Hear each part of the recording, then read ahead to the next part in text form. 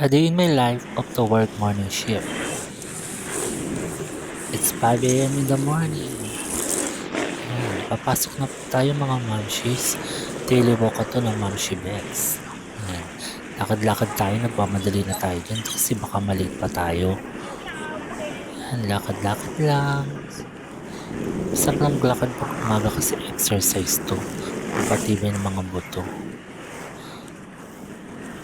Maraming mga naglalakad dito tuwing umaga, lalo na pag 6 a.m. ang shift nila sa work.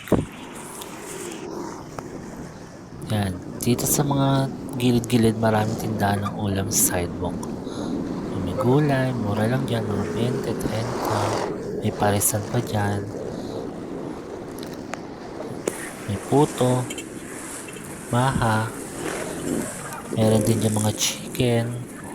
Lahat ng klase ng mga ulam nandyan na. Yan, magmamadali na tayo dyan. Nandiyan na tayo sa tapat ng police station. Yan, nakita ko pa nga dyan ang aking katrabaho na si Jens. Lakad-lakad lang tayo. Nandito na tayo sa main gate entrance ng EPSA. Sabi, ang daming mga empleyado tuwing umaga. Lahat yan pang alas 6 ang pasok. Madaling-madali lang ako niyan kasi it's almost 5:20 in the morning na. Tatawid na tayo dyan. Yan, papunta na tayo sa pilahan ng tricycle. Yan, daming pasahero ngayon. Grabe. Ito na yung terminal ng tricycle. Pupunta na ako sa pilahan ng diretso. Grabe, ang haba ng pila. Yan. Nakasakay na ako ng tricycle dyan. Yan ang PLDT. Sunod dyan sa may ilog na. Yan. Siyempre kapag ilog na, malapit na tayo sa company. Yan na yung Advanced Energy. Pero dun tayo sa kabilang gate dadaan sa gate 3.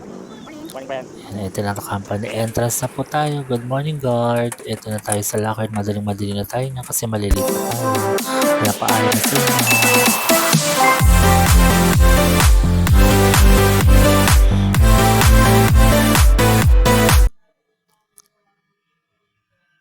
Thank you for watching. God bless us all.